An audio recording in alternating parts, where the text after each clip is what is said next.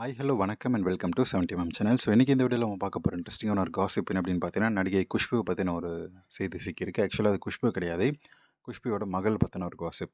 So அதுக்கு முன்னாடி குஷ்பு பற்றின ஒரு சில நியூஸ்.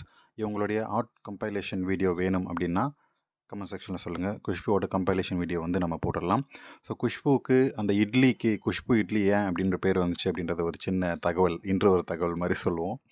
ஸோ குஷ்பு இட்லின்றது இட்லி ரொம்ப சாஃப்டாக இருந்தால் அது பேர் குஷ்பு இட்லின்னு சொல்லுவாங்க. ஏன்னா நம்ம குஷ்புவோட முன்னழகு எந்த அளவுக்கு தொட்டு பார்த்தா சாஃப்டாக இருக்குமோ அந்த அளவுக்கு இந்த இட்லியை தொட்டு பார்த்தா சாஃப்டாக இருக்கும் அப்படின்னு சொல்லி ஒரு வல்காரிட்டியான ஒரு வார்த்தை தான் குஷ்பு இட்லி. ஸோ அதை ரொம்ப ஃபேமஸாக பேச ஆரம்பித்தாங்க. என்ன மீனிங் அப்படின்றது தெரியாமல். ஸோ புசு புசுன்னு பெருசாக இருந்தால் குஷ்பு இட்லிங்க. இப்போ என்ன செய்தி அப்படின்றத பார்த்தா, நடிகை குஷ்பு ஒரு ரீசெண்டாக ஒரு இன்டர்வியூ, அதுவும் கலா மாஸ்டர் எடுக்கக்கூடிய அந்த இன்டர்வியூவில் வந்திருந்தாங்க. உங்களுடைய அடுத்த கட்ட நடவடிக்கைகள் என்ன அப்படின்றது எல்லாமே பேசிவிட்டு, உங்களுடைய பொண்ணுக்கு எப்போ கல்யாணம் அப்படின்னு சொல்லி கேட்டிருக்காங்க.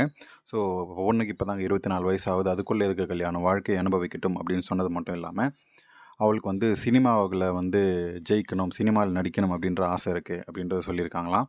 அதுக்கு குஷ்பும் ஓகே சொல்லி அதுக்கு என்ன நடவடிக்கை எடுக்கணும் அப்படின்றதையும் பார்த்துட்ருக்காங்க. ஸோ இன்னொரு கேள்வி கேட்டிருந்தாங்க கலா மாஸ்டர். ஸோ குஷ்பு அவங்க எங்கே இன்ட்ரடியூஸ் பண்ண போகிறீங்க, உங்களுடைய ஓன் ப்ரொடக்ஷனா இல்லைனா வெளியிலையா அப்படின்னு கேட்கும்போது, கண்டிப்பாக வெளியில் தான், சொந்த ப்ரொடக்ஷனில் அவங்களுக்கு அருமை தெரியாது அப்படின்ற மாதிரியான சில கிரிஞ்சு டைலாக் எல்லாம் போட்டுட்டு, அதுக்கப்புறம் கலா மாஸ்டர் சொன்னாங்க, வரட்டும் வரட்டும் நல்லாவே வரட்டும், அழகு தேவதையாச்சே ஜெயிக்கட்டும் அப்படின்னு சொல்லிட்டு இருந்தாங்க. ஸோ அதுக்கு சில பேர் குஷ்புவோட மகளை பார்த்துருக்கிறீங்களா, அந்த ஒரு பிட்டு நடிகை மாதிரி தான் இருப்பாங்க பார்க்குறதுக்கு, ஒரு அழகும் கிடையாது ஒன்றும் கிடையாது, அவங்கள போய் அழகு தேவதை அப்படின்னு சொல்கிறீங்களே, அழகு தேவதையை முன்னாடி பார்த்துருக்கிறீங்களா இல்லையா அப்படின்ற மாதிரியான கமெண்ட் செக்ஷனில் சொல்லிகிட்டு இருக்கிறாங்க. அந்த வீடியோ பார்த்தீங்கன்னாவே தெரியும். அது மட்டும் இல்லாமல் உருவக்கேலியும் பண்ணுறாங்க. கலா மாஸ்டர் உங்கள் முன்னாடி யார் நின்னாலுமே அழகு தேவதையாக தான் தெரியுவாங்க, அதுக்குன்னு இந்த ஆளெல்லாம் அழகு தேவதைன்னு சொல்லலாமா?